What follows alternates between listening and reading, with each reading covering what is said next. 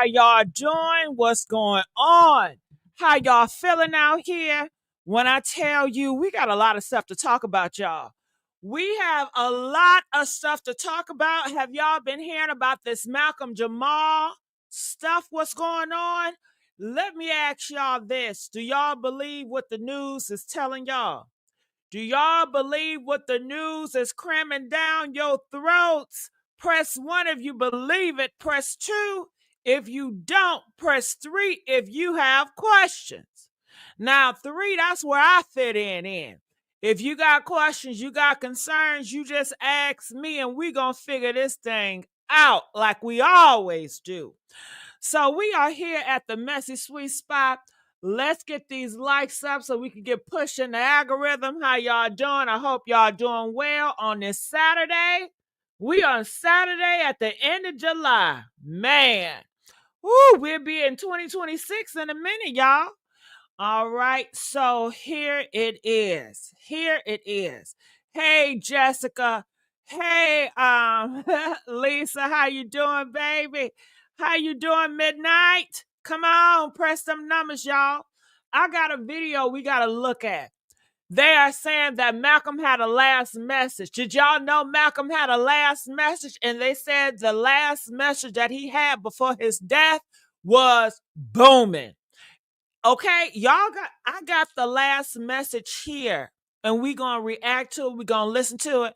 And I know I did a polls, and I asked y'all, should I open up the phone lines? And y'all say yeah. So I'm gonna go ahead and I'm gonna make it happen. I'm typing it in as we speak. I'm typing it in as we speak. All right, rest in peace. So let's get these likes up. Let's not play with the likes. And make sure y'all comment. Make sure you have subscribed to this YouTube channel. The Messy Sweet Spot. Woo. And we're going to get onto that because a lot of people want to know, did Clyde have something to do with that? Do y'all want to know about Clyde? Do y'all want to know if Clyde has something to do with it? Because you already know.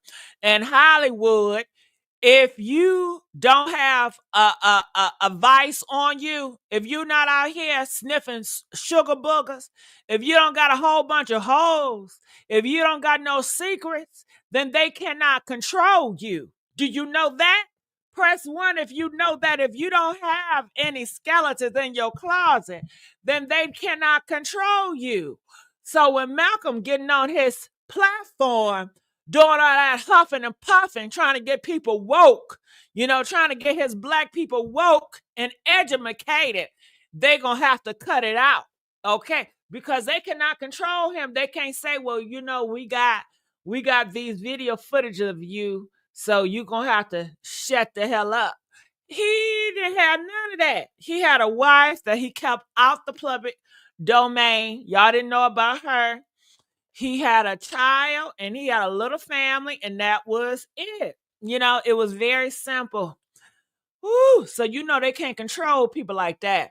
And baby, when I tell you, this ain't just a rest in peace post.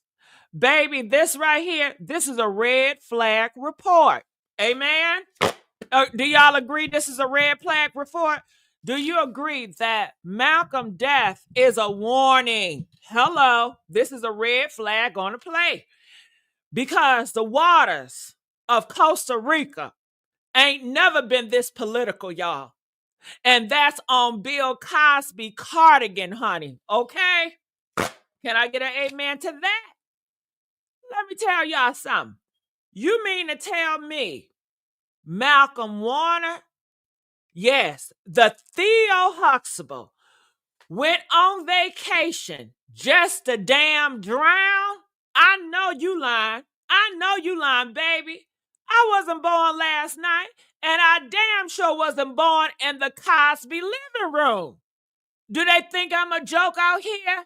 They think they can just lie to our faces and we gonna be all right with that? Huh? No. Do you hear what I'm saying? Y'all better open y'all goddamn eyes wider than that Raven Simone third eye. You know they say Raven Simone got a damn third eye. You better open your goddamn eyes, y'all, because this ain't no regular oops. Okay, this ain't no regular, oops, I got swept by the wave type of situation. No, no, no. This is giving silence. Do you hear what I'm saying? This is giving shut the hell up before it get too damn loud. This is giving Cosby karma contract expiration. I'm going to say that again. It's giving Cosby karma contract expiration. And I sure did say Cosby. Yeah, yes, yes, yes, yes, yes, yes, yes, yes, yes. Let's start with the obvious. The man was in Costa Rica, tropical, beautiful, allegedly peaceful, right? But also, it's the perfect damn backdrop for a clean hit. Do you agree with me? Press 1 if you feel like Costa Rica. It's the perfect backdrop for a clean ass hit. And you know what I mean when I say a hit. Don't play with me. Don't play with me. Y'all know what I mean when I say hit. Don't act dumb now. Let's not act like a dummy. Okay? It's perfect for a clean ass hit. No officer. Where was the officers at? Huh? He got caught in a tie. Did anybody else die in a tie? Huh? I know got 1 minute. If he died, it better be a whole bunch of other motherfuckers dying. Was he the only one that died? Huh? Press 9 if he was the only one that died. Press 10 if it was more people that died. Man, he the only one that died? Child, come on now. Come on now. He got caught in the tide, they say. Okay? Where the video footage at? Can we see the video footage of his ass getting caught in that damn tide by himself? Okay? It's just a mystery wrapped in sunscreen and seaweed. That's what it's given. Okay? They said Malcolm was rescued by the beachgoer, which turned out to be a damn doctor, but showed no vital signs when the medics arrived. So what did they do, y'all? They pulled him out, then leave him in the sand like a goddamn seashell. What the hell? What the hell, y'all? And let's give a big old thank you to Sarah. Shout out to Sarah. Sarah donated this $2. We need all the support we can get, y'all. Okay? I appreciate you, Sarah. You's a real one. Woo! Okay, leave Theo. They want to know if it's a straight man. We're going to get into if it was a straight man or not. Give me a minute. I got to say something, and I want to get it off my chest before I start opening it up and asking and talking to y'all. Okay? I got to say something. Oh, and I want to know why. Why, Jesus? Why, Jesus? Did this man record? Why did this man record one of the most thought-provoking, soul-stirring, system-busting podcasts just 2 days ago before he died? Did y'all know that? Press 5 if you knew that. Malcolm, my God, he recorded one of the most thought-provoking, soul-stirring, system-busting podcasts just 2 days before he died, y'all. Huh? Do y'all think that's random? Do y'all think it's random? You know, it reminds me of Angie. When Angie got on here, do y'all remember Angie Stone? See, y'all don't talk about her no more. See how quickly y'all forget? When Angie Stone, she started coming out here speaking. Look what happened to her. I'm just saying. Honey, this ain't random. Nah, baby. That was a coded goodbye. Ooh, ain't that deep? That was a coded goodbye. That was breadcrumb trail left behind for an awakening for awareness. Okay? Not the sleepy ones still watching BET reruns talk about ain't nobody wrong in the damn hood. Woo. His last episode was called Not All Hood. Ain't that something? And baby, when I say Malcolm got deep, he was talking, okay? Theo, he was talking the truth. He was cracking open the reality that Black survival is Black excellence, okay? Not Grammys. It's not red carpets. It's survival, baby. And we all know when you start telling folks that their very existence is power, and you're very articulate and you're respected. His ass, he ain't no damn junkie, y'all. He ain't no jailbird. Okay? When I tell you, when you come like that, the system gets shook. They want their revelation. They want their people up in the front. They want them to be dirty behind the scenes.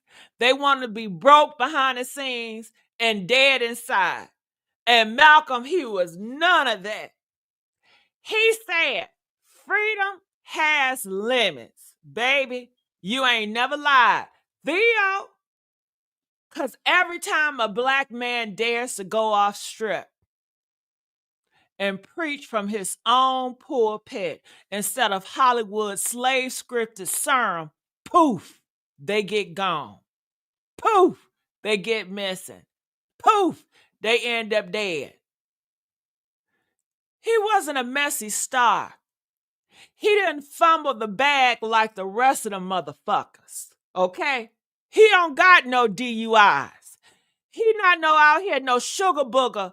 He don't got no sugar booger mug shots, and he don't be smoking on no sugar boogers. He don't got a whole bunch of goddamn baby mamas exposing him, okay? His biggest scandal, staying loyal to a mentor who became a monster. That was his biggest scandal, is staying loyal to Bill Cosby. Amen. Amen. When Cosby went down like the goddamn Titanic, everybody looked at Malcolm. And instead of jumping ship, he said, I can't defend him, but I won't throw him under the damn bus. And that right there, that was real.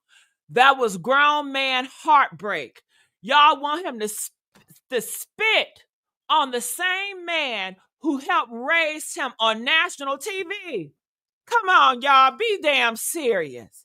He grieved the show being pulled.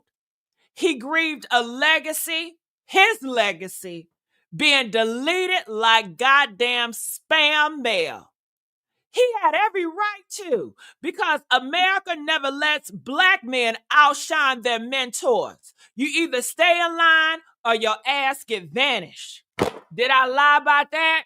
Did I lie? Come on now. Come on now. Let's get the damn likes up. Come on. Let's hit that damn like and get them goddamn comments up, and make sure you share and you subscribe here. Okay? The Message Sweet Spot. Let's talk about patterns. Can we talk about patterns for a minute? Because, baby, did y'all notice the checklist? Can we talk about Chadwick? Gone right after opening up doors for unapologetic Black cinema. Gone just like that. Or what about Nipsey? Shut down the moment he said ownership louder than Jay-Z ad libs. Okay, let's talk about goddamn, what's his name? Takeoff. Murdered. Mid-piece. And now we got Malcolm. And we can't forget about Angie Stone. Hello. But Malcolm drowned after dropping a culture TED Talk disguised as a podcast. Baby, that's not a coincidence, boo. That's blueprint. That lets you think you're free until freedom touches someone else. Malcolm was laying down knowledge, y'all, not nursery damn rhymes. He was teaching grown men not to flex fame, but to survive oppression. And baby, that is more dangerous than any gun. Now let's be real. Don't nobody go to goddamn Costa Rica just to go swimming with no goddamn riptide. That man didn't even like the waves. Look at him. He got shocks, honey. He got socks in his damn pool energy. You hear what I'm saying? And the beach they said he drowned at. Look it up. Full of Afro Latinos. And you think one of them ain't see nothing? Not even a toe floating? Honey, lies, lies, lies. And it ain't funny how everybody else from the show been under investigation from lawsuits or scandals. But the most silent, the thoughtful one is the only one who turns up dead. I'm sorry, but that's not a man, that ain't a man, that's a damn curse. Something up. Okay, where was the tributes at, y'all? Where was the red carpet rolled out? Where was the tearful monologue from Oprah or Tyler Perry? Have Tyler Perry or Oprah talked about this? Press 2 of Oprah or Tyler Perry said something. Press 9 if they ain't say shit. Honey, nowhere. If they did say something, I must have missed it. Okay? Hollywood ain't never likes its black stars to be clean. If you ain't messy, you ain't marketable. Okay? If you ain't addicted to something, they ain't interested in your black ass. You see, Malcolm, he didn't sell trauma. He sold truth. And baby, truth ain't got no resale value. Do you hear what I'm saying? Whew, honey, he said, if you can't find a reason to smile, be somebody's reason. That's not a quote. That's a will. That's a whisper goodbye wrapped in hope. And just like that, poof, they snatched him. Before he could start his next project, before the next episode aired, before the next truth was spoken, they snatched him. We watched this story too many damn times. The black man who starts to wake up and speak up vanishes. Not canceled, not broke, just dead. Man, oh man. I'm not saying it was, you know who. I'm just saying they don't like free black men with a message. So today, I'm lighting a candle. Not for mourning, but for remembrance. Because Malcolm didn't drown in the ocean. He drowned in a wave of silence and this system. Do you hear what I'm saying? If you ain't scared, share this damn video. Somebody need to hear this message. Let them know we see the pattern. Okay? We see it. Do y'all see the pattern? Press 15 if you see the damn pattern. Okay? Now, I got this video right here, and I want to listen to this. We're going to stop and go, and I'm going to look in the comment section, and I'm going to respond to it. Is that all right? Are you guys enjoying this show today? Press what I want you to press. Press 20 if I'm doing a good job right now. Okay? Am I doing an all right job today, y'all? And let's get the likes up. We could do more better than the damn likes. Come on, y'all. We could do better than the likes. We only got 127 likes. Come on. We talk about Malcolm. Y'all can at least do better than that. Okay? Another thing I want to address that I heard. I don't know if y'all heard this, but I'm going to address the shit I heard. Listen to this. Hold up. Y'all heard what they saying out here? They are saying doctors kidnapped Malcolm, medicate him, then had him go in the water, baby. Did y'all hear that? Press 3 if you heard that. Press 7 of you ain't never heard no shit like that. This is what they're saying. I don't know how true it is, but this is what they are saying, the doctors. Because there's a whole bunch of doctors out there in that beach. Why was there so many doctors over there? I don't know. But they said the doctors medicated him, then had him go into that damn water. Okay? That's what they saying. And baby, that ain't no damn theory. That's a damn recipe for assassination. Do you hear what I'm saying? Let's really talk about it. First of all, you mean to tell me this man who been clean, he's disciplined, he's articulate, and moving with purpose for decades, suddenly just ends up unresponsive in the ocean right after giving one of the most powerful podcasts of his life? Child, that ain't no damn coincidence. That is a damn setup. That's a you got too loud, so now we got to put you on mute. A ritual silence, baby. And if it wouldn't be for the first time either, y'all remember how they did damn Whitney Houston? Hello? Don't forget how they did Whitney Houston. And she was acting strange after her last doctor visit. Y'all remember how they did Michael Jackson? Was being pumped with medication before his big truth tour. I don't know who's prescribing what, but the pattern, honey, it is patterning, okay? And let's really gag. If they did drug him, you think he walked into that ocean on his own? Huh? Do y'all really think that man walked into the ocean on his own? Where's a video footage of Malcolm walking in that ocean on his own? Child, please. He was guided, coerced, set up to look like an accident so they could close the casket without answering a single damn question. Man, it's smelling like foul play, okay? I can't say it, but that's what it seems like. Meanwhile, them doctors is probably booked and busy, okay? With a beach house bonus. Do y'all hear what I'm saying? They got a big house bonus for this shit. See, they want black men quiet, but they really hate when a black man is poetic, profound, and peaceful, because they don't know what to do with that. Malcolm wasn't just talking about the hood. He was reprogramming how we see ourselves, y'all. And baby, when you start healing a people, that's more dangerous than any damn pistol. So yeah, I believe it.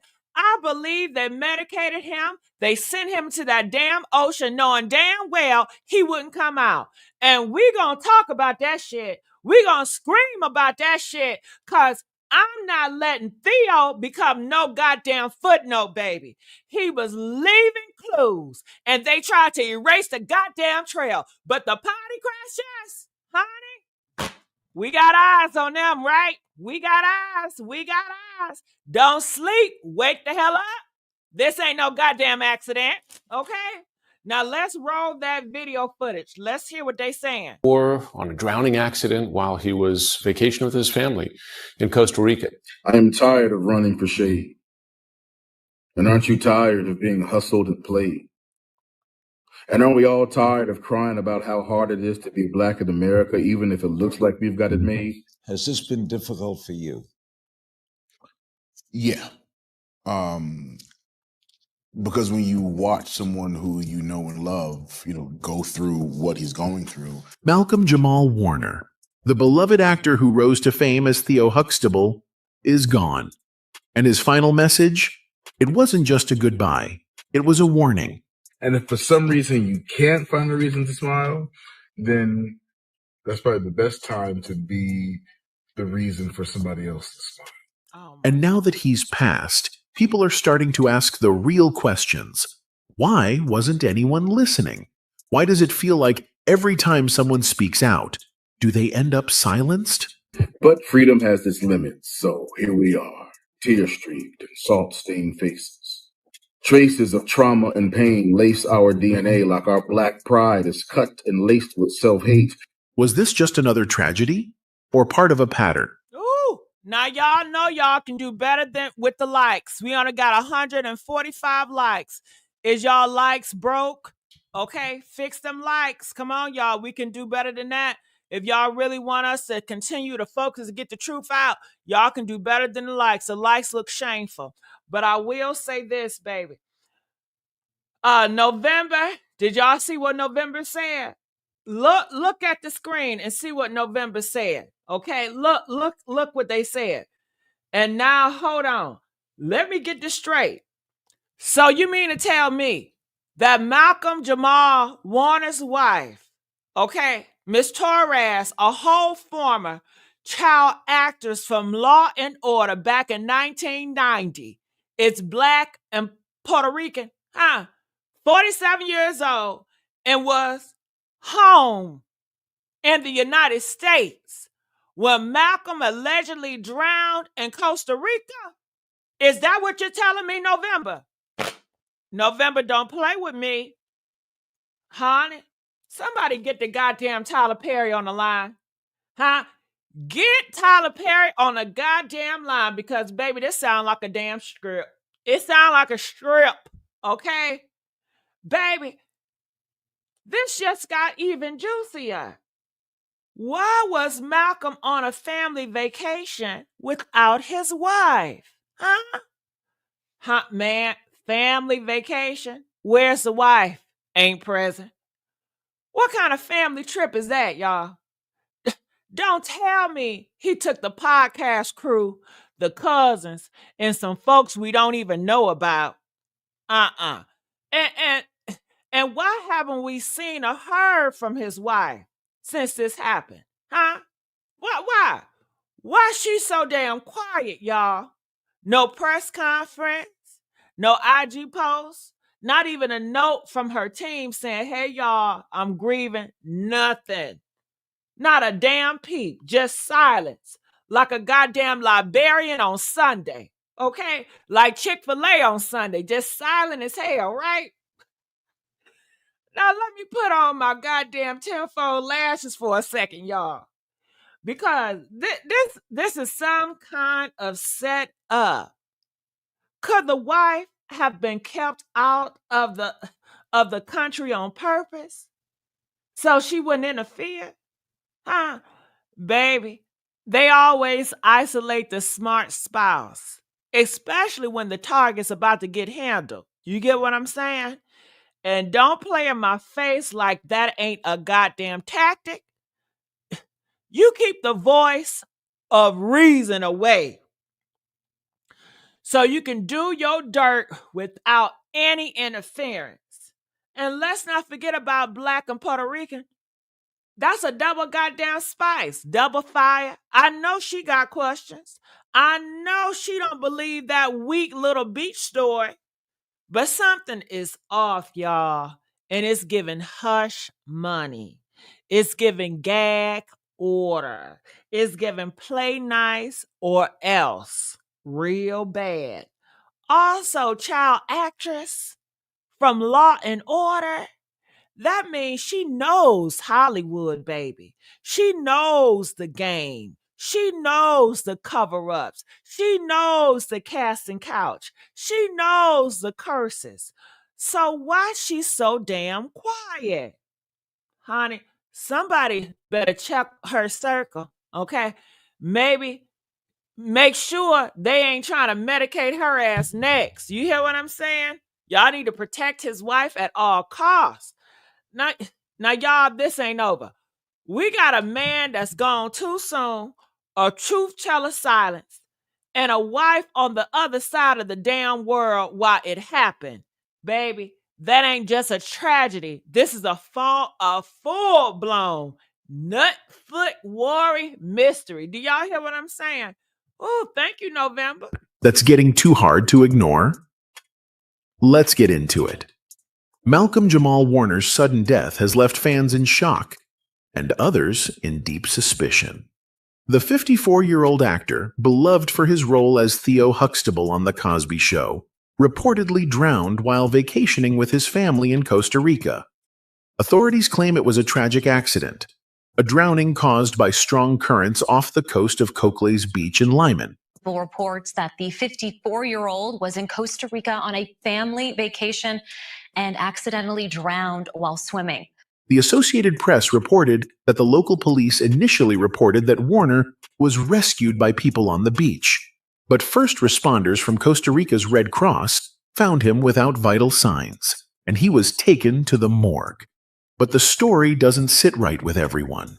The timing, the circumstances, and, most disturbingly, the message he left behind just days before his death. All of it feels too eerie to ignore. Warner wasn't just on vacation. He was on a mission to tell the truth. Can you tell me the fate of a people who consciously take the bait and embrace the very traits placed upon them by their captors who by design are inclined to keep them believing they're second rate? I'll wait. In the final... No wonder why the white men didn't like this. Did you hear what he just said? He was speaking knowledge in his people. He wanted black men and black women to awake to know that the man on top, honey, is coming after them. And he wanted, and they don't like that shit. Do y'all hear about the white towns? They talking about white only towns. Press one if y'all saw that. Yeah. Yeah, I already knew what they was about and what they gonna be about and what they always been about, but y'all so damn sleep. Y'all don't invite anybody to the picnic because y'all so weak and half of y'all are stupid as hell, in my opinion. Not trying to be offensive, but it is what the fuck it is. So I can understand why the whites felt threatened about Theo, because look how he was talking.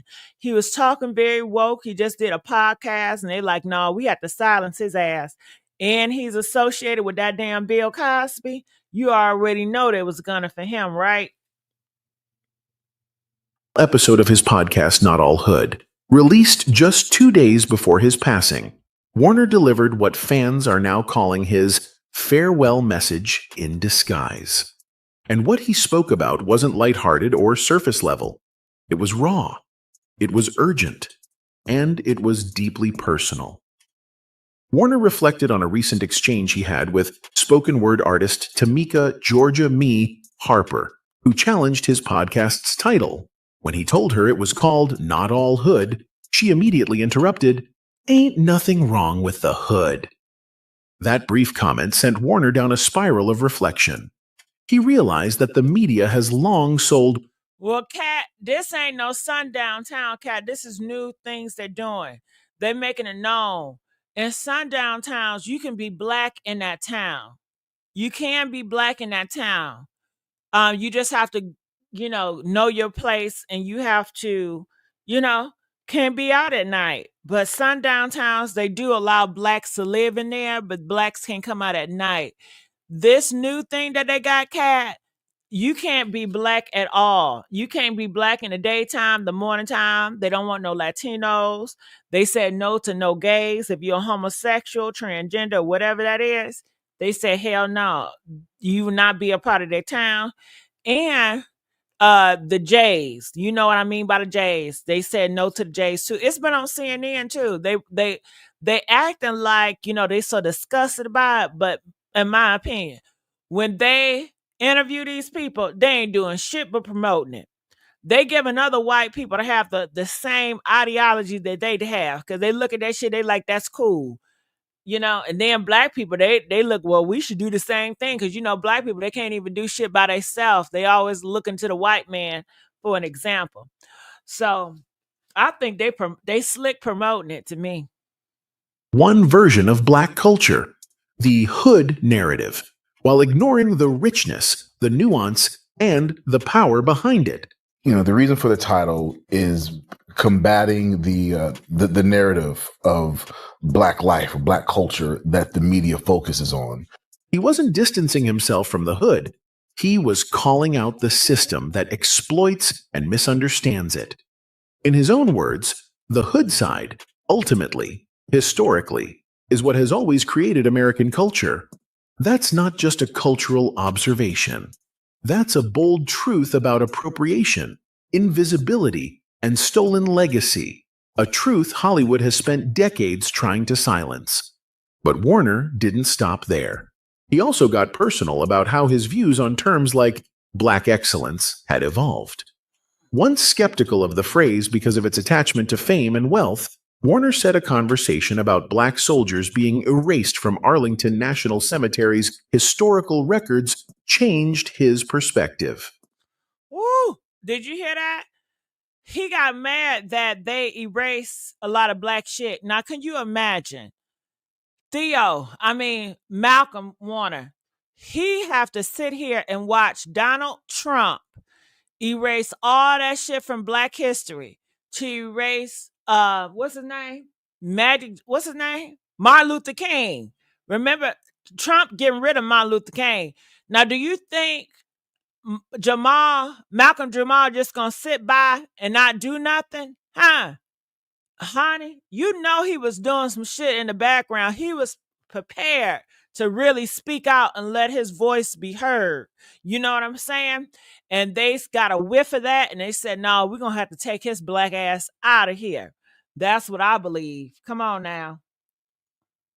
Black survival in of itself is black excellence, he said. Not fame, not awards, not money. We're not all hood.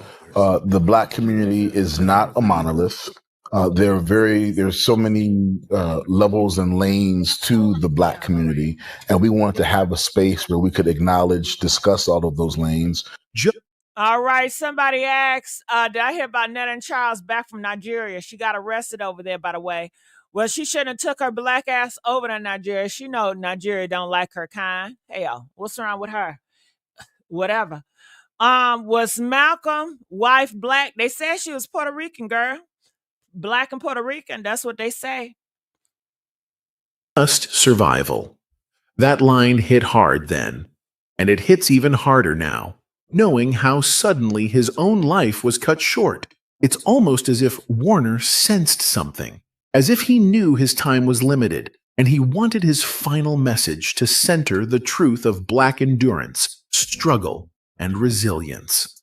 And just like that, within 48 hours of dropping this powerful, vulnerable conversation, he was gone. For a whole generation, Malcolm Jamal Warner was, and in many ways still is, known as Theodore Huxtable, as the friendly, sometimes silly, always likable only son on The Cosby Show. He became a regular presence in millions of homes. His role as Theo, a teen dealing with things like dyslexia, growing up, and the calm advice of his parents, helped shape a lasting image of someone kind. Okay, so a lot of people ask me about the white-only town. Do you guys want me to speak on that for a second? If you guys do, press a 9 if you want me to speak on the white-only towns. Okay? I know this about Malcolm, but y'all keep asking about the white-only town, and I will inform you and let you know whatever you want to know, okay? I just need y'all to get the damn likes up. I mean, how many times I'm going to ask y'all to get these damn likes up? We got 189 likes. We need the damn likes to be up, especially if y'all want me to come back more often with this type of commentary and this type of energy. I need the support. I can't do this shit by myself. Hell. All right? So let me bring it up. I'm preparing it now. Steady and relatable. This image stuck with him for years, which brings up an important question. Who is the real Malcolm Jamal Warner behind that positive public image? Looking into the controversies and... All right, so here is a video that just popped up and it's talking about it. This is new. It's all out here in these streets. No gays. High up in the Ozark Hills. No blacks, no Jews, no gays. High up in the Ozark Hills, in the state of Arkansas, dozens of people have been working hard, building houses and a new type of community. It's called Return to the Land, and it is a town open to white people only. They are millennials and Gen Z, and this is a new update of age-old prejudice. What we've done here is establish a place where we have control over who our neighbors are, and that is just for the sake of preserving, our culture. And that culture, effectively, we're saying this is a white culture, a whites-only place. White American culture. But what this sounds like is bringing back segregation. Is that a fair assessment? It's free association. So we're not trying to keep other people down. This is a small settlement in the middle of the Ozarks. But they are being kept out, even if... Well, I mean, you don't let everyone into your home. Around 40 people live here. Hundreds more from across the world have paid to be members. And while the men do the physical labour, the women take care of the children who live here full time. It can be a very loving community if you're part of the community, but if you're black, or if you're Jewish, or if you're gay, you can't be part of that community. They can have their own communities, and they already do. You might be wondering how any of this can be legal.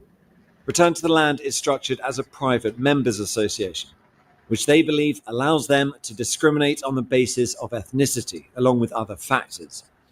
That has yet to be tested in the courts and may well fail. The Arkansas Attorney General has said his office is now reviewing the matter as a result of our reporting, and that there is no room for racial discrimination in Arkansas or anywhere in a free... All right, well, y'all heard it here. Okay, did I get a good job with giving y'all the news real quick and fast when y'all asked for it? Press 10 if I did a good job with showing that real quick. So this is what it is. And you see why they want to erase people like Jamal. Jamal is against this. He's for Black people in awakening. And this is just the start. You know, it always starts a small seed, and in the next 10 or 20 years, this is what they want majority of the world to be like. Okay. So this is real. This ain't no sundown town, y'all. This is something new. If you guys want me to give y'all more information about it, press 12 and I'll do some research and I'll give you information about it right now. And then we can go back to the Jamal case. Okay. Press 12 if y'all want me to give y'all a little bit more information about it. Okay. Let me know. Okay. Angel wanted me to. Okay. Let me do it. All right. So let me look it up, y'all. So, whoo,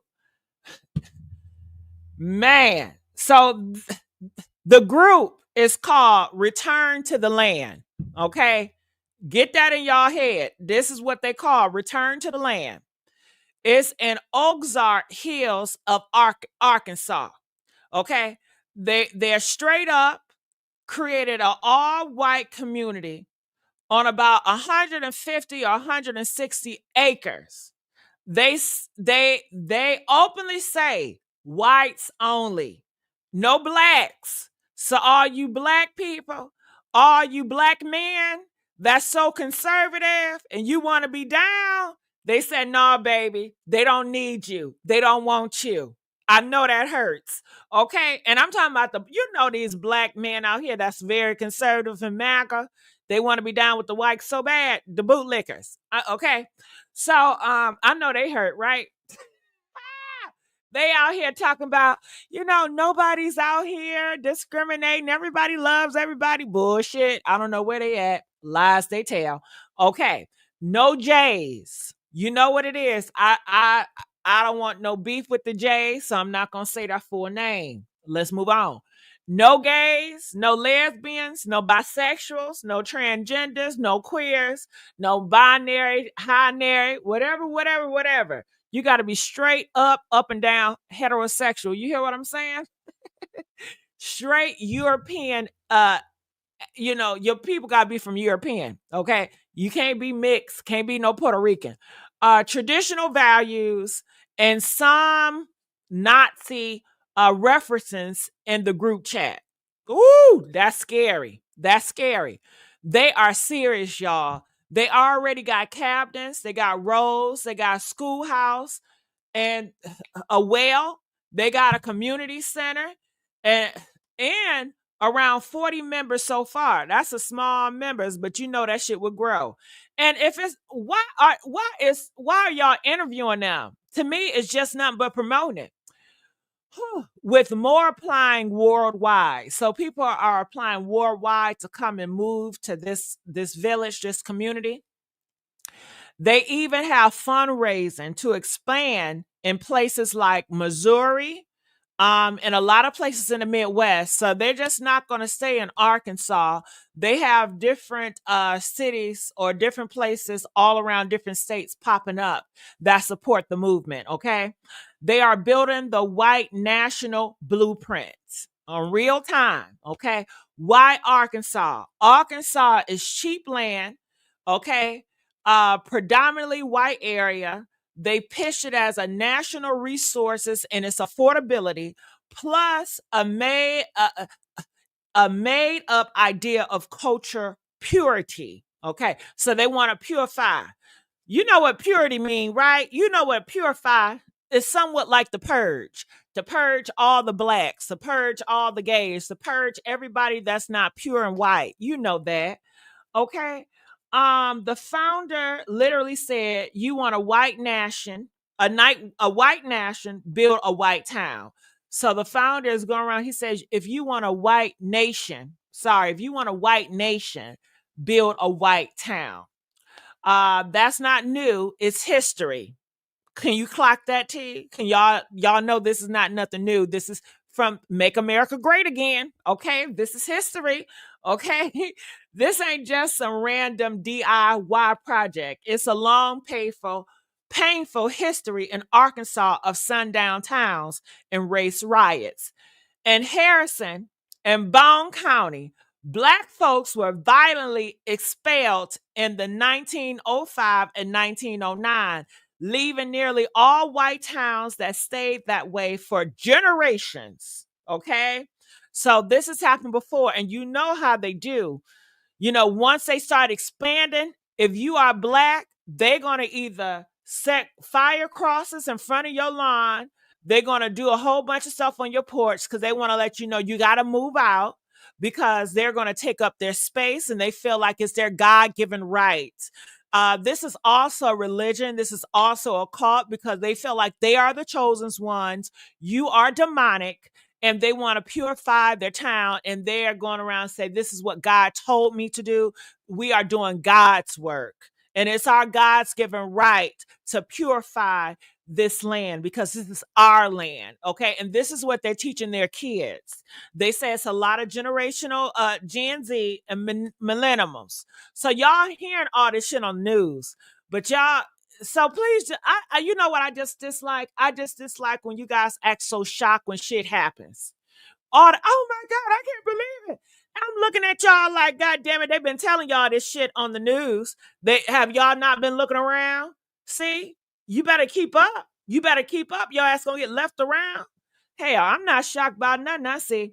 All right, so I think I gave y'all a little bit and enough, so we can go back to Malcolm, right? Did I give y'all a little bit and enough?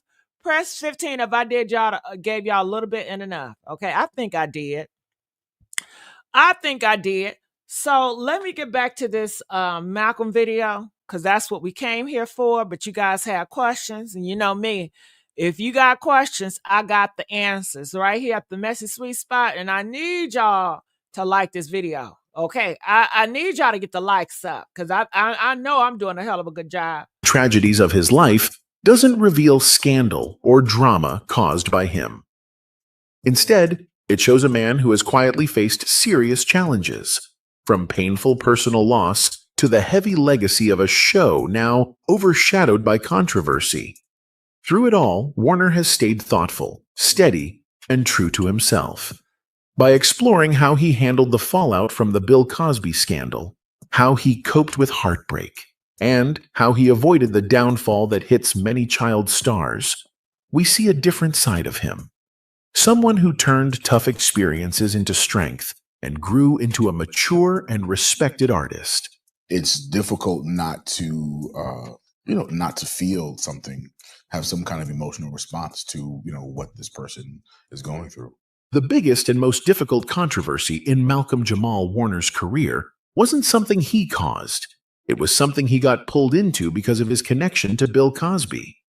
Warner's response showed just how complicated the situation was. He found himself caught between personal loyalty, public pressure, and the emotional weight of being part of a show that meant so much to American culture. To really understand his reaction, you need to know how close he was to Cosby. Cosby didn't just work with Warner, he shaped his life. He chose 13-year-old Warner for the role of Theo after a nationwide search. On set, Cosby led by example. Warner often said that despite being a huge star, Cosby never acted like it. and that taught him how to stay grounded. Cosby also gave him creative advice, like avoiding trendy slang so the show wouldn't feel outdated. Years later, Warner said this was true. When he watched the show with his daughter, it still held up. Their bond was a mix of mentorship and fatherly guidance, which made the later scandal even more painful for Warner. My biggest feeling is I feel sad for, just the way this whole, just the way the whole story has come about. When over 50 women came forward accusing Cosby of SA, Warner was pushed into the spotlight. His response wasn't a simple defense. It was careful and emotional. In a 2015... Oh my God, I had to laugh. Somebody said, "Did you eat some chicken today?" And then somebody gonna say, "Why would y'all ask that? It's giving racist." I had to put some Oh,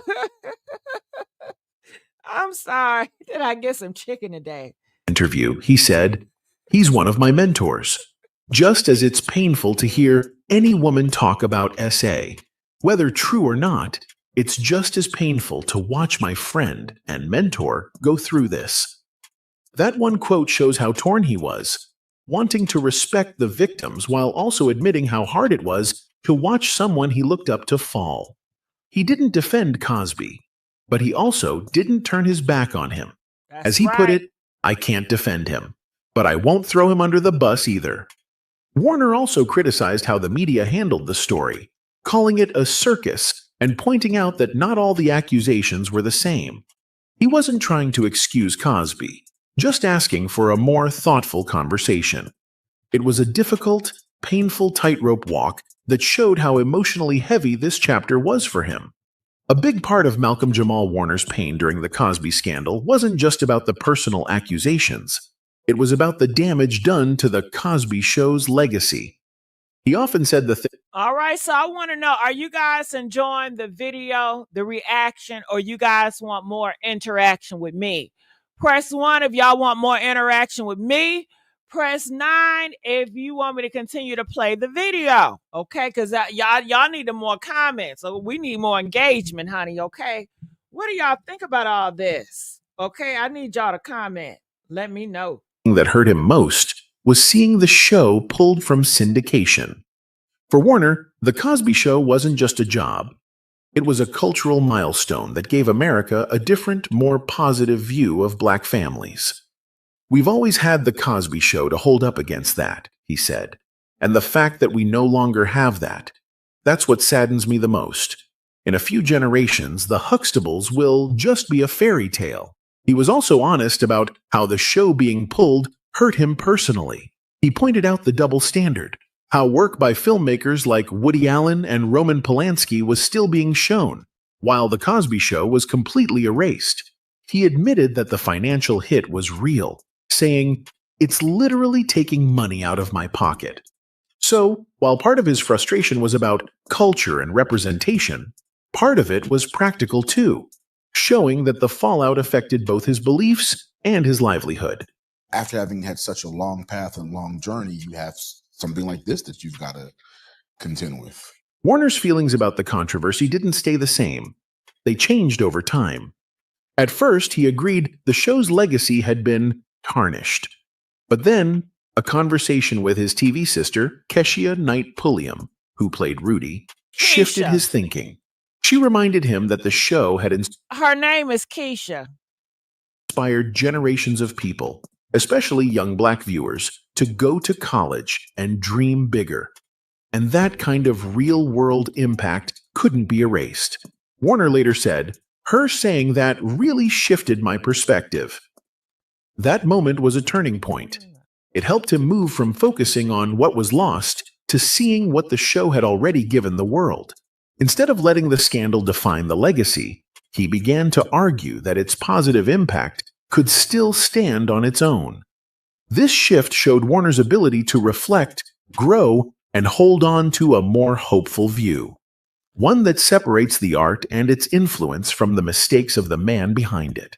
His emotional journey, from sadness to frustration to reflection and finally resilience, shows a very real, very human way of dealing with something that shook the foundation of his life and career. Perhaps the most surprising thing about Malcolm Jamal Warner's history is the lack of scandal, and that in itself is telling. In a world where many child stars fall into public struggles, Warner stands out for doing the exact opposite. His calm, steady life wasn't an accident. It was the result of smart choices and serious discipline. From the day The Cosby Show ended, Warner worked hard to separate himself from the character of Theo Huxtable. He even admitted there was a time he didn't like being called Theo at all. That wasn't just an emotional reaction, it was a professional move. He made it his mission to prove he was more than just a childhood role.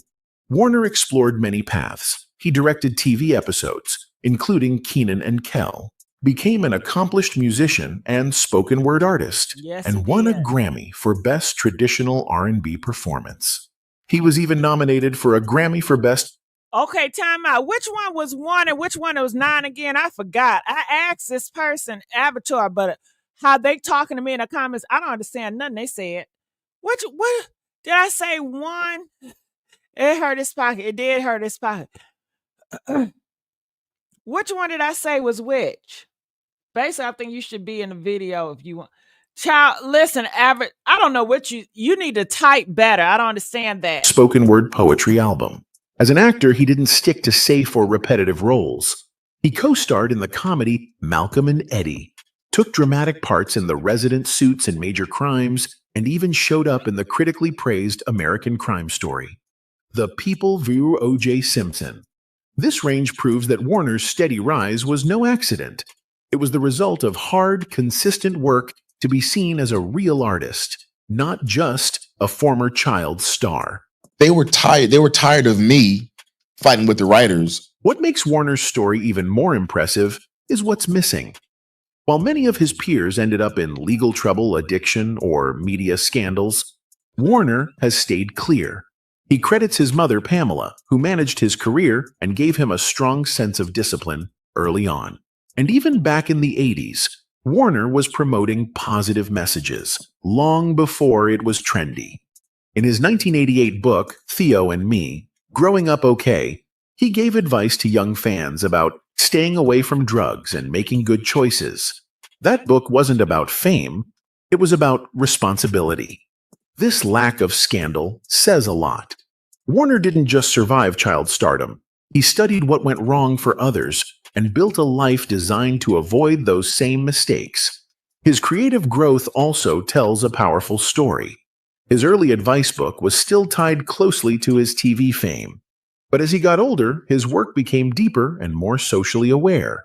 His Grammy-nominated spoken word album Hiding in Plain View and his 2017 short film You Can't Hear Me tackled serious issues like mass incarceration, racism, and deportation. Ooh. These were not surface-level projects. You know, they don't like when black men talk about, the R word. You press 1 if you know that. They don't like that, and that's what Malcolm was doing, so they had to get rid of him. I mean, there's so many signs, and then you just heard what I just posted about what America doing about them white towns. They don't want black men like this speaking, and he's associated to legacy like Bill Cosby. Girl, they had to get tired of him, get rid of him. Ooh. They were rooted in a political and personal awareness that had been shaped early on by his father, who made him study black leaders like Langston Hughes as a kid. Warner's journey from child star to thoughtful artist is no fluke. It's a clear example of what happens when talent meets purpose, and when someone decides to grow on their own terms, no matter what the spotlight demands. Beyond the professional challenges of the Cosby scandal, some of the most defining moments in Malcolm Jamal Warner's life were personal. Private heartbreaks that quietly shaped how he approached love, fame, and privacy. These weren't public controversies, but deeply emotional experiences that left lasting marks on his life and outlook. One of the most significant tragedies... Did you guys see what Deborah said? Look at the title. Look what they said. And I got to say something about this. Okay? Because this right here, This comment that need to be pinned to the top. Do you hear me? Let me tell y'all something. And I'm going to say it with my whole chest out. Malcolm Jamal Warner, he was a real one, baby. Like before it was trending, before healing era became a hashtag, before the boys started wearing all these sad necklaces and pretending to be a journal. Okay, for clout, Malcolm been walking in integrity. He didn't just talk like a good man, he moved like one too. He was consistent. He was disciplined, classy. He gave us grown man energy before the internet even knew how to define that shit. You hear what I'm saying? And baby, when you look at the landscape of what we've been given lately, all these podcasts, all these microphones, all these loud, insecure, spiritual, dusty men giving women advice while they baby mama living in goddamn Section 8. No, ma'am. Not Malcolm, baby. Not Malcolm. Malcolm stayed low and built high. He minded his damn business. He respected Black women. He honored his elders. And when it hurt, he didn't chase trends. He chased the damn truth. And let's not forget, he was one of the few child stars who grew up and didn't crash out. He didn't OD. He didn't get arrested. He didn't end up on celebrity rehab. He went from Theo to a thinker, from an actor to an activist. And you could tell he wanted to leave the world a better place than he found it. He set the damn bar. He reminded us that manhood ain't about dominance. It's about dignity. It's about dignity.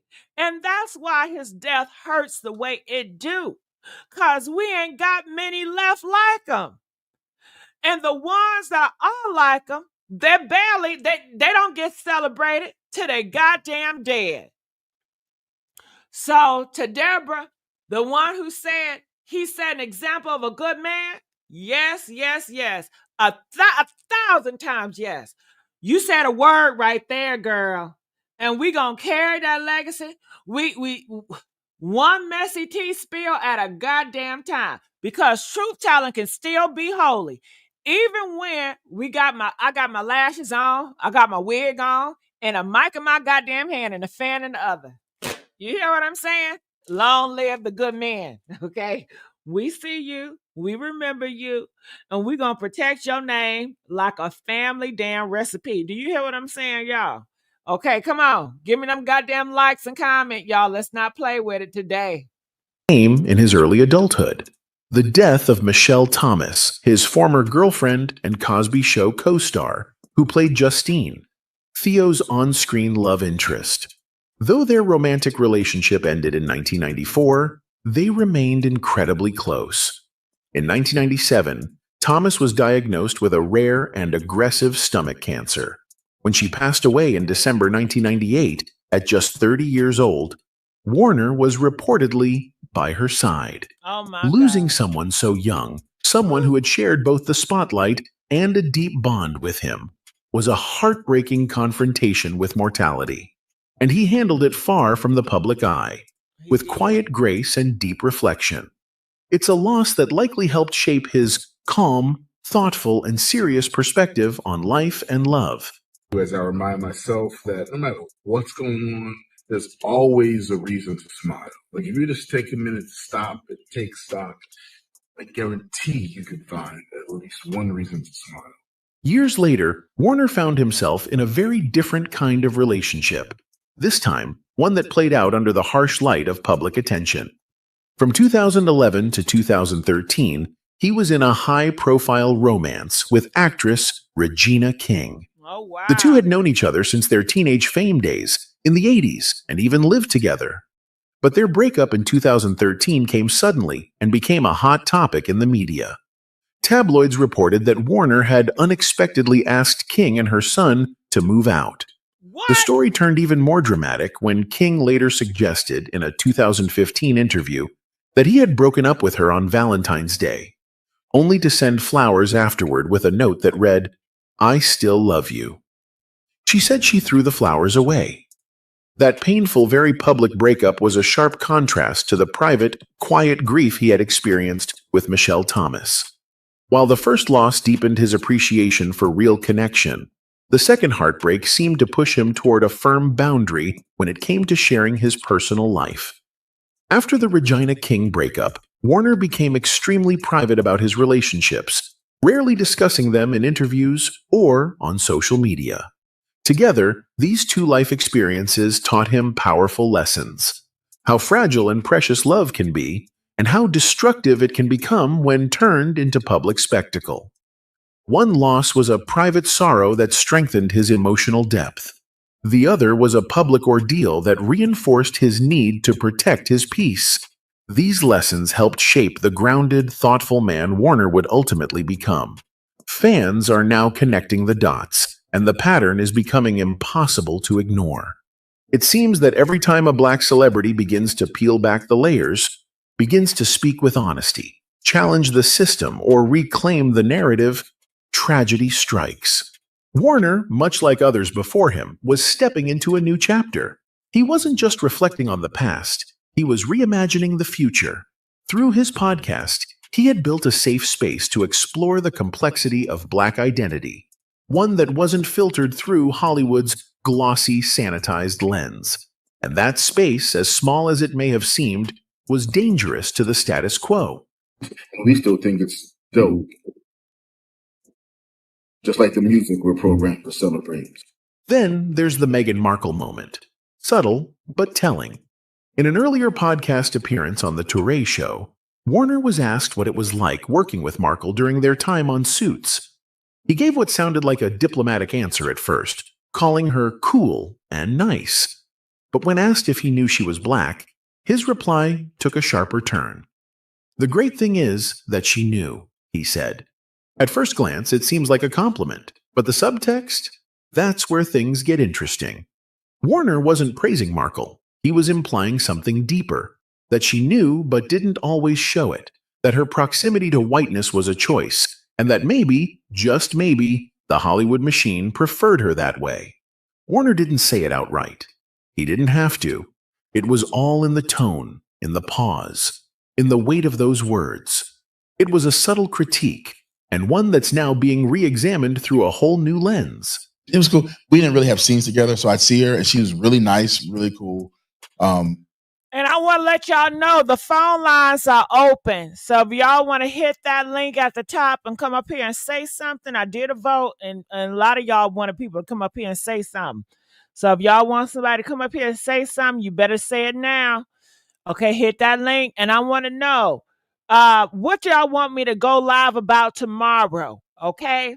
Now, later on the day, Bone Quisha, she gonna come out and do 2 videos. What y'all want her to talk about? And what y'all want me to talk about tomorrow on a live stream? Comment below. My best friend, I was talking about Chris. This is the same industry, after all, that lifted Warner up as a child star in the 1980s, then watched as he quietly built a meaningful career as a director, musician, and advocate, all while keeping him at arm's length. Warner was never part of the headline-hungry, paparazzi-fueled crowd. He worked, he created, he elevated conversations, and yet his death was barely acknowledged by the Hollywood elite.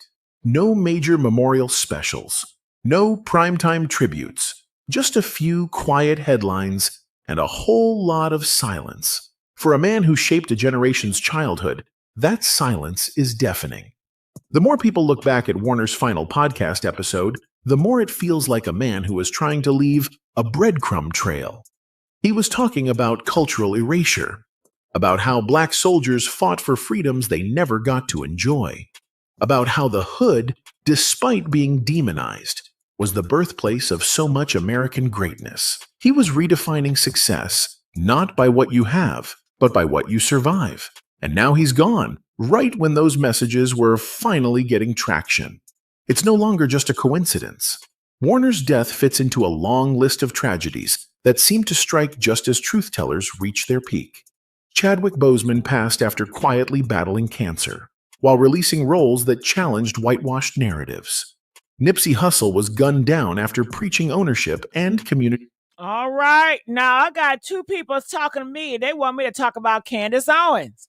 Do y'all want me to talk about Candace Owens? Press 3 if y'all want me to talk about Candace Owens tomorrow on the live stream. Press 10 if you don't want me to talk about Candace Owens. Let's make it a fucking vote. Okay? And shout out to Mob Radio. I like Mob Radio. I like her style. I really do. Okay? The investment. Dave Chappelle was nearly canceled for walking away from a corrupt industry and daring to speak his mind. And now, Warner, who had finally found a platform to be unfiltered, is gone. I had the show and felt like people was trying to control me. I was freaked out. I don't know. I just had to get out of there. I just walked away. Since $50 million, it's all gone. I'm scared. We're not saying it was a conspiracy, but we are saying it feels suspicious. Because whenever someone tries to pull back the curtain on Hollywood's sanitized version of blackness, when they start celebrating the parts that aren't profitable or start talking about struggle instead of success, something happens. And it usually ends with heartbreak. Malcolm Jamal Warner deserved more than a headline. He deserved more than a footnote in the gossip blogs. He was a man with a message, one that challenged everything we've been told to accept. And now that message is all we have left. It's time we listen to it before someone else disappears. That's it for today. See you in the next video. All right, that's it for today. All right. So, it's sad out here in these streets. So, comment, I want to know your thoughts about all this. Thank you, Lisa, so much. So people want me to talk about Candace Owens. Now, let me ask y'all, are y'all for Candace Owens or you're anti-Candace Owens? Put it in the comment section. Shit, where y'all at with Candace? I need to know how y'all coming, okay? I need to know, are y'all for Candace Owens or you can't stand her black ass? Which one is it? Hell, I need to know what I'm dealing with. Pinky Girl can't stand her. Good, Pinky Girl, okay? I need to know who my audience is. I don't know majority of my audience. I don't know how y'all feel about it. I want to know more about that lawsuit. Oh, in the French. Oh, okay, anti-Candace don't like. Well, I'm glad y'all don't like her black ass. Hell, shit. I'm like, damn, they might like her. Okay.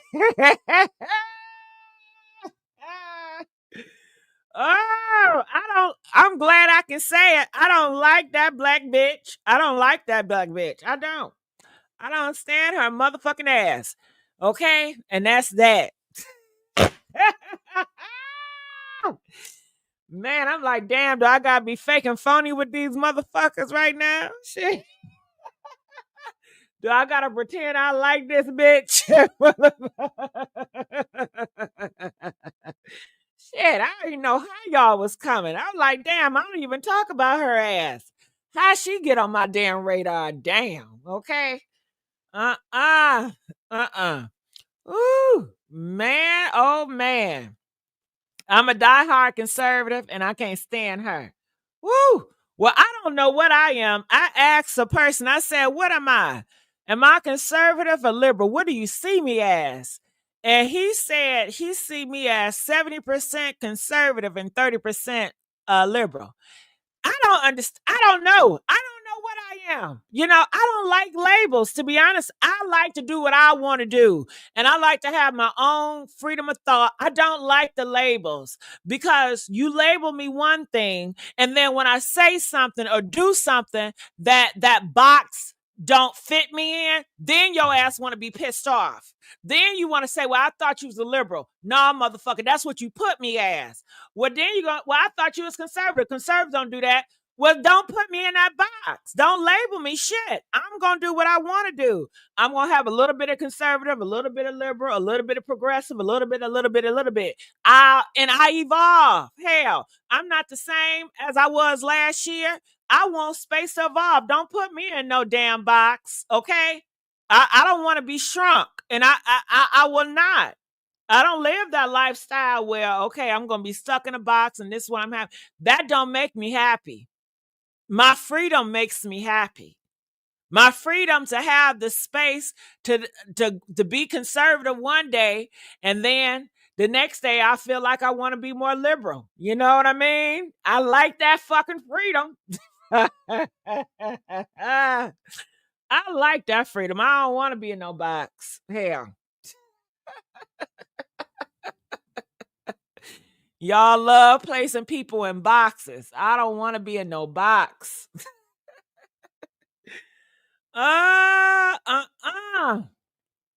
Ooh. What you say, Pinky? So you guys hear what Pinky said? Let's look into that. Macro. How you pronounce her name? The French lady. I'm not for sure how you pronounce that name. But honey, I tell you what. Ooh, you said you ain't like how she tried to humiliate Kamala Harris.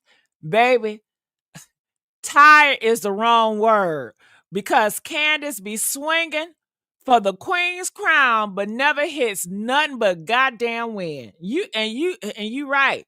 She always goes too damn far. Like, girl, can you disagree with policy without turning into a pick-me Power Ranger on steroids?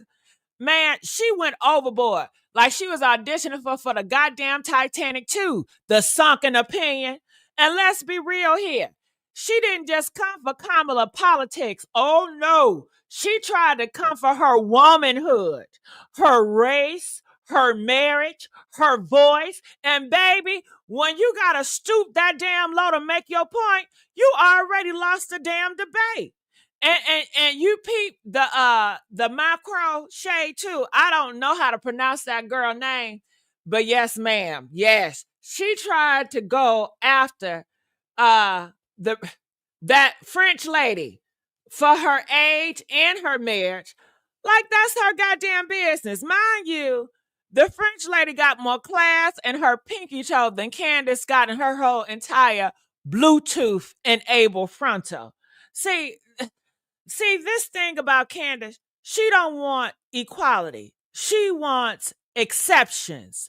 She want to be the chosen one, the favorite black, the token they prop up when they need to say, see, one of y'all agrees with us, but baby, that ain't liberation. That's just a tap dancing in a goddamn kitty hill. You can critique Kamala without tearing down every damn woman of color who ever made it out the damn struggle. You can critique without degrading. But Candace, oh no, she goes in with a sledgehammer, then cries freedom of speech when folks clock her for it. And let's talk facts here.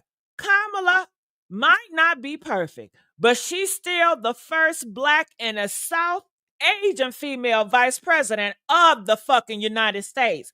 And she ain't get there by smiling and giggling, okay? She got there with hard work, through law, through sharp shoulder pads and fucking votes. So no, we're not finna let Candace keep dragging women who clearly outrank her ass, outclass her ass, and outwork her ass in every way imaginable. Okay? Hell. Candace Owens got the mic, but not the message. And I ain't never seen somebody with so many opinions, yet so little impact. She out here trying to humiliate women who walk circles around her in heels she can't even fucking afford. We ain't buying what you selling, Candace. Keep the shade and keep a seat in the back with the other unpaid interns of the white conspiracy. Okay? Shit. Don't you get me on Candace. See what you started, Pinky Green? See what you started? See what you started? Do y'all have any other options for me to talk about besides Candace? Huh? I'm going to try to hit her. But is there any other options? Okay? Yes, we love you, Malcolm. Woo, we love you, Malcolm. Yes, yes, yes, yes. Well, I'm going to get on out of here. I hope you guys enjoyed me. I hope y'all enjoyed me, and I hope you guys support Bonquisha. Can we talk? What do y'all think about Bonquisha? Huh? Y'all know I got a new character, Bonquisha. What do y'all think about Bonquisha? Okay. Can we talk about Bonquisha? Okay. Okay. I'll be seeing some shit. And hold on. Can I put something on the screen? Let me see if I can pull it up. Let me see if I can pull it up. Okay. I got some. Oh my God. I got something to say. Let's get these likes up. I'm trying to pull something up now. You know, it take me a minute. This computer kind of slow.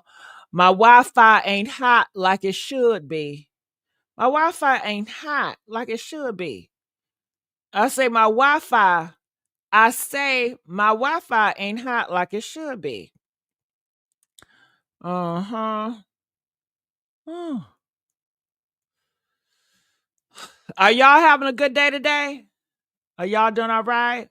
All right. I'm glad y'all doing all right. I really need to get good Wi-Fi because my Wi-Fi sucks. All right. Okay, I love I'm glad that you love Bonquisha, Mark. Okay. Okay. Okay. Okay. Let me say this. Some people have issues with my character, Bonquisha. And let me just make this clear. Bonquisha is 100% me. Okay. Yes, it has a filter, but it's all me. I'm not using nobody fucking face. Okay. Okay. And these are some other trends with the baby AI face. You see, you got Trump here. Look at this. So nice. Okay. They got Whitney. And look at this. Can we play a little bit this baby AI that a grown person created? Huh?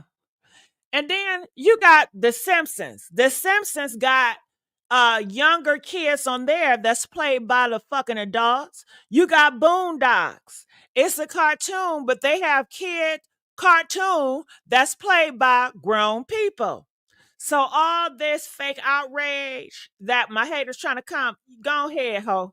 Okay, look at this. Look. Remind you of something today. This season you're in the waiting, the stretching, the quiet moments. It's not punishment. It's preparation. Now look at this. They got a grown person with a baby face speaking the Bible. Now look at this. Amen. Amen. Amen. Amen. So is it about the message? It's really not about the baby AI face. It's, you get what I'm saying? They don't want you to have the freedom. Because look at all these goddamn amens from Christian right wing people about this baby AI. So stop with the bullshit. You know I'm not gonna do what everybody do. I always do my own thing. And I've always been an innovative. I've always did stuff that nobody else have done yet. Okay. And I will continue to do so. Yes, yes. But man, I love them. Hey, wait. That's mine. That's mine. Let me handle this. You better chill. You better lay low. Hey, wait. Ready or not. Okay, I can't play that. But y'all see what's going on. Okay, it's a whole vibe out here. All right, love it. All right, well, I'm gonna get on out of here. Love you guys. It's kind of creepy. It's not creepy. It's cutesy. I think it's only creepy if you have a creepy mindset. If you're looking in a way of a pedo, then that's on you because you have a pedo perspective. I don't think about gross stuff when I look at kids. I don't have that mindset. You got to have a certain mindset if you look at kids and you always thinking about sex when you're looking at kids, when you're always trying to police kids and you thinking about sex stuff. I think that's your mind is perverted. I honestly think that. And you think everybody else to have that same mindset and we don't. All right. That's my thing on that. AI is getting ridiculous. And let me tell y'all, I've always been a fan of AI. 2-3 years ago, if you know me, I've always supported AI. Okay, we use AI on everything we do. Security AI, the type AI, everything is AI. Shit, I love AI. I've always been a supporter of AI. Can I show y'all some more AI shit? Can I show y'all some more AI shit that I love? I'll tell y'all my favorite AI shit. If you don't like AI, you might not like me because I love AI. Okay. I love AI. I promise you I do. I follow a lot of channels that's AI. I want to create my own AI stuff when I get a chance to. But they got these skits on AI and it's so hilarious to me. I love these skits. Okay. Hold on. If I can bring them up, let's get these likes up. I'm searching on Instagram and I be having a hard time searching on Instagram because I'm like, where do I go to see my followers? How do I get to my followers? Huh? The people I follow on Instagram. Okay, following. Okay, here we go. Is this it? I gotta keep going down. This ain't it. I gotta keep going down. I need to unfollow a lot of people. I see. I'm just clicking follow. Is these the dials? Yeah, I think I like this one too. I like have y'all seen these AI dials? To me, they are so cute. Your Honor, is she here to practice law or walk a runway? Objection, bitch! If fashion was a crime, you'd be serving life without parole. I love it. I love it. I'll be watching these. What the actual fuck is a labubu? Like, seriously. I've been iconic since freaking 1950. Now, it cuss a lot. I don't mind cussing because, you know, I love the cuss, but sometimes the cussing do be a lot. But it's so many, you know, and they're popping. 277K followers. AI has definitely stepped in the room and took over, and it ain't going nowhere, y'all. Okay. Okay, it ain't going nowhere. So I don't know what else to tell you. You know, I'm all for AI. I've always been a supporter, and that ain't never gonna change, no matter how much some of y'all, you know, older people may not dislike it. I love it. I embrace the new shit. Let me see what else I can show AI. I follow so much. I can't show y'all everything I follow. Cause I like looking at pretty girls. Okay. I love looking at pretty girls. Look. 5 boyfriends now. Tried to settle with one, but that didn't work out. She is so cute. She is so cute. I love that blonde hair. I love the Barbie AI. If you know, I love it. Okay. Didn't y'all break up 3 weeks ago? Girl, you've been outside every weekend, okay? And I'm still finna cry about him later. Mind y'all business, bitch. Now leave, girl. All right, I'm gonna get on out of here. That ain't the best, but it's some that's really phenomenal. I can't find them now. It's like when I want to find stuff, I cannot find them now. And that's another thing. I guess I want to show more of the things that I like so y'all can know a little bit more about me. Who is that? Because I'm scrolling and y'all can't see what I'm scrolling, so that's why. All right, I'm going to get on out of here. All right, see y'all later. What's this? She was a fairy. Yeah. Oh, shit, that's the music. I can't play. Look at that. After a late night with the side huzz, so I said, fuck it, let's buy another Porsche. I really owe it to the fellas at Keshia Auto Sales out in Mississauga. They got me at 0 down for 129 months and a kill. I love the gorilla. I know y'all don't like gorilla face, but I love the gorilla face. The gorilla face is funny as hell to me. Arlene, you hit 100K followers in a month. Do you have some advice? I'm just being myself. So thank you to everyone for having good taste and letting me teach you how to level the fuck up. I know that's right. And this is all AI. I love AI. Is so entertaining. Arlene, and today I'm going to a fucking Coldplay concert. You know, they cuss a lot. I love the cuss, but I just be so skeptical about cussing on the internet. But I love the cuss.